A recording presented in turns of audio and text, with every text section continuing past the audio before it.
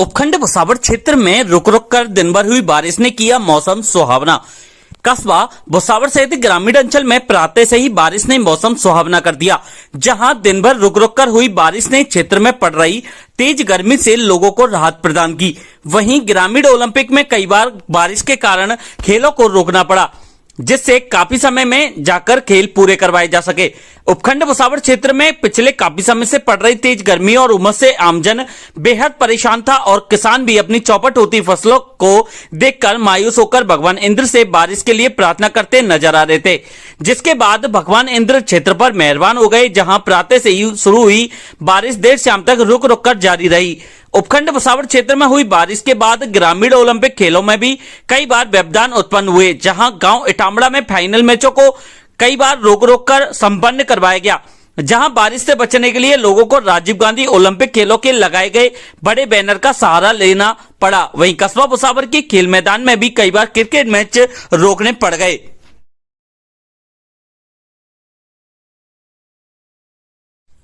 कस्बा भुसावल सहित ग्रामीण अंचल में हिंदी दिवस विभिन्न कार्यक्रमों का आयोजन करते हुए मनाया गया। जहां विद्यालयों सहित विभिन्न संस्थानों में प्रतियोगिताओं के साथ साथ संगोष्ठियों का भी आयोजन किया गया। कस्बा भुसावल के आर्य महिला विद्यापीठ में हिंदी दिवस पर संगोष्ठी का आयोजन प्रधानाचार्य यजुवेंद्र कुमार बंसल की अध्यक्षता में किया गया। जहां हिंदी भाषा का जीवन में महत्व जाना और विश्व पटल पर इसकी उपयोगिता को लेकर चर्चा की गई।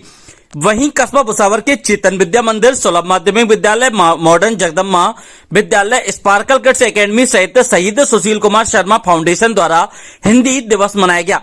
विद्यालयों में हिंदी दिवस पर निबंध प्रतियोगिताएं आयोजित की गई, जहां बच्चों ने बढ़ चढ़कर भाग लिया। इस अवसर पर श्याम मोहन शर्मा, राजवीर सिंह, संजीत, कपिल, कमल सहित कई लोगों का विशेष सहयोग रहा।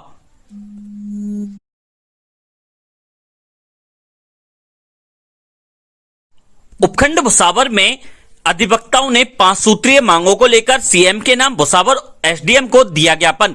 राष्ट्रीय संयुक्त अधिवक्ता मंच के प्रदेश अध्यक्ष धनेन्द्र पांडे के नेतृत्व में अधिवक्ताओं द्वारा मुख्यमंत्री के नाम उपखंड अधिकारी भुसावल कार्यालय पर पहुंचकर एसडीएम हेमराज गुर्जर को विभिन्न समस्याओं को लेकर ज्ञापन सौंपा और मांगों को पूर्ण करवाने को लेकर बात कही। सीएम के नाम एसडीएम को दिए गए ज्ञापन में बताया गया है कि आजादी से लेकर अब तक अधिवक्ता समाज देश से हित में सक्रिय रहा है। हमारे अधिवक्ता साथियों पर व उनके परिवारों पर लगातार प्राणघातक व जानलेवा हमले होते जा रहे हैं एवं कई अधिवक्ता गणों को प्रशासनिक अव्यवस्थाओं के कारण आत्महत्या करने पर मजबूर होना पड़ रहा है, जबकि अधिवक्ता न्याय प्रणाली का महत्वपूर्ण अंग है।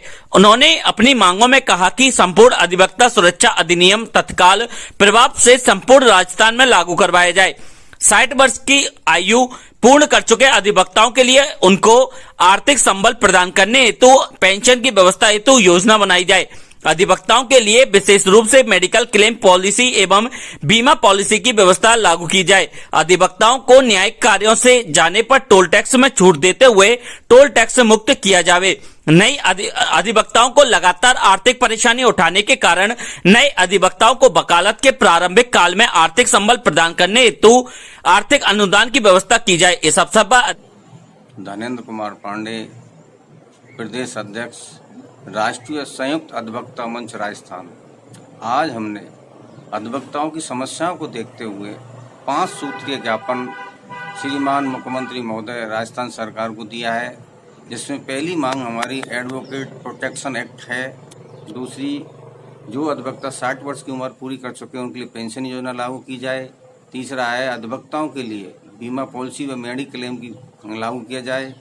तीसरा है जो अधिवक्ता न्याय कार्य के लिए जाते हैं जो टोल से टोल मुक्त किया जाए। चौथा हमारा 5वां है जो अधिवक्ता नए हैं उनके लिए आर्थिक सहायता करने के लिए उनको अनुदान किया जाए। और जब से हमारा देश आज़ाद हुआ है तब से लेकर आज तक हमारा अधिवक्ता समाज बलिदान करता चला आ रहा है। आए दिन अधिवक्ताओं पर हमले व धमकियां दी जा रही हैं। कई अधिवक्ताओं ने सुसाइड भी कर लिया है। इन सभी मांगों को देखते हुए, इन सब परिस्थितियों को देखते हुए हमने आज 5 सूत्री ज्ञापन श्रीमान मुख्यमंत्री महोदय राजस्थान सरकार को दिया है। मुख्यमंत्री महोदय जी से हमको आशा ही नहीं पूर्ण विश्वास है कि हमारी 5 सूत्रीय ज्ञापन को देख करके हमारा निराकरण करेंगे।